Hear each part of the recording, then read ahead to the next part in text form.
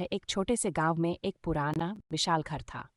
लोग कहते थे कि उस घर में भूत रहते हैं। घर के दरवाजे हमेशा बंद रहते थे और खिड़कियों पर धूल की मोटी परत जमी हुई थी। एक दिन एक साहसी लड़का राहुल उस घर के पास गया। जिज्ञासा उसे अंदर जाने के लिए मजबूर कर रही थी। धीरे से उसने दरवाजा खोला और अंदर गया। घर के अंदर अंधेरा छाया हुआ था। राहुल ने अपनी जेब से टॉर्च निकाली और रोशनी की किरणें फैला दी। अंदर का नजारा देखकर राहुल दंग रह गया। दीवारों पर अजीब अजीब चित्र बने हुए थे। एक कोने में एक पुराना पियानो था जो धीरे धीरे बज रहा था। तभी राहुल को एक आवाज सुनाई दी। वह धीरे धीरे उस आवाज की ओर बढ़ा। आवाज एक पुस्तकालय से आ रही थी। राहुल ने पुस्तकालय का दरवाजा खोला और देखा कि एक बूढ़ी औरत एक कुर्सी पर बैठी किताब पढ़ रही है। राहुल डर गया। उसने पूछा, आप कौन हैं? बूढ़ी औरत मुस्कुराई और बोली, मैं इस घर की मालकिन हूं। राहुल ने पूछा, लोग कहते हैं कि इस घर में भूत रहते हैं। बूढ़ी औरत ने बताया, यह सब सिर्फ अफवाह हैं, मैं ही इस घर में अकेली रहती हूं। राहुल को बूढ़ी औरत की बातों पर विश्वास नहीं हुआ, लेकिन धीरे धीरे उसे एहसास हुआ कि वह सच बोल रही है। राहुल ने बूढ़ी औरत की बातों पर ध्यान से कान लगाए। उसने पूछा, तो आप इतने सालों से अकेले ही इस घर में रह रही हैं? तो बूढ़ी औरत ने सिर हिलाया और कहा, हाँ, बहुत सालों से। राहुल ने हिम्मत करके पूछा, आप यहाँ क्या करती हैं?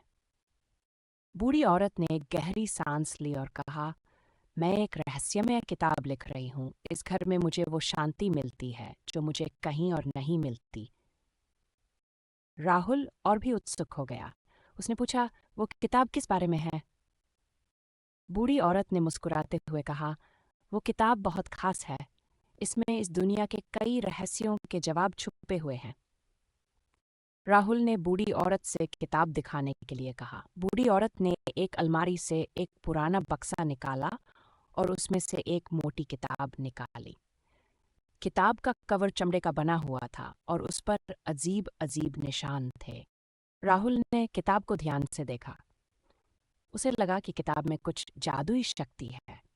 तब कई के जब इस परिवार के लिए का अपने आप बंद हो गया, कम ने टॉयज गाओ और लेते अंदर आ गया और बोर्ड्स आर टेस्ट। बूढ़ी औरत, डरो मत राहुल। अचानक कमरे में रोशनी हुई। बूढ़ी औरत गायब हो गई थी और उसकी जगह एक चमकदार प्रकाश था। राहुल समझ गया था कि बूढ़ी औरत कोई साधारण इंसान। यह स्थान एक पुराने अंधेरे में। राहुल ने किताब को ध्यान से देखा। अचानक किताब से एक चमकदार रोशनी निकली और राहुल को एक अजीब से स्थान पर ले गई। यह स्थान एक पुराने जंगल जैसा था, लेकिन पेड़ों की पत्ती यह स्थान एक पुराने जंगल जैसा था, लेकिन पेड़ों की पत्तियां सोने और चांदी की बनी हुई थीं। नदी का पानी नीले हीरे की तरह चमक रहा था। राहुल को लगा जैसे वह किसी सपने में आ गया हो। तभी एक आवाज सुनाई दी।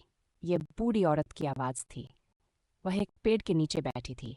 उसने राहुल को देखा और मुस्कुराई।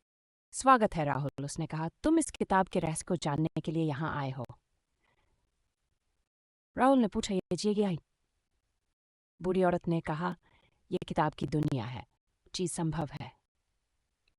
बूढ़ी औरत ने राहुल को बताया कि यह किताब दुनिया के सभी रहस्यों को जानने का एक रास्ता है, लेकिन इस जान के साथ बहुत बड़ी जिम्मेदारी भी आती है। राहुल ने किताब को ध्यान से पढ़ना शुरू किया।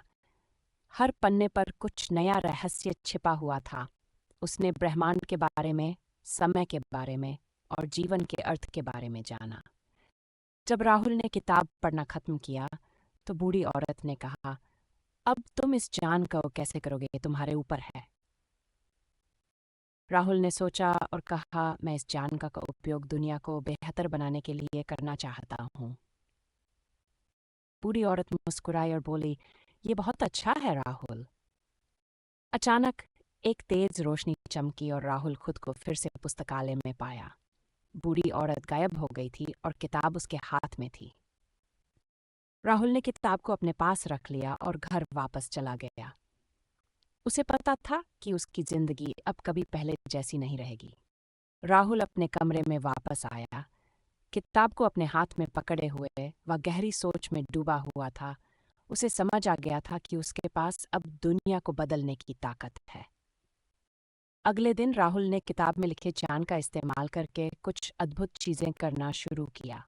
उसने बीमार लोगों को ठीक किया, गरीबों को धन दिया और सूखे इलाकों में बारिश करवाई। लोगों ने उसे एक जादूगर समझ लिया। लेकिन जल्द ही कुछ लोगों को राहुल की शक्तियों से डर लगने लगा। उन्होंने सोचा कि राहुल दुनिया पर राज करना चाहता है। उन्होंने राहुल को पकड़ने के लिए सेना भेज दी। राहुल को अपनी शक्तियों का इस्तेमाल खुद की रक्षा के लिए करना पड़ा। उसने सेना को हरा दिया, लेकिन उसे एहसास हुआ कि शक्ति का दुरुपयोग कितना खतरनाक हो सकता है। राहुल ने फैसला किया कि वह अपनी शक्तियों का इस्तेमाल केवल अच्छे कामों के लिए करेगा। उसने दुनिया भर की यात्रा की और लोगों को ज्ञान दिया। उसने लोगों को एक दूसरे से प्यार और सम्मान करना सिखाया। कई साल बीत गए। राहुल बूढ़ा हो गया, लेकिन उसने कभी भी अपनी शक्तियों का दुरुपयोग नहीं किया। उसने दुनिया को एक बेहतर जगह बनाने के लिए अपनी पूरी जिंदगी लगा दी। एक दिन राहुल शांति से सो गया। लोगों ने उसे एक महान व्यक्ति के रूप में याद किया और वह जादुई किताब सदियों तक लोगों को प्रेरित करती रही।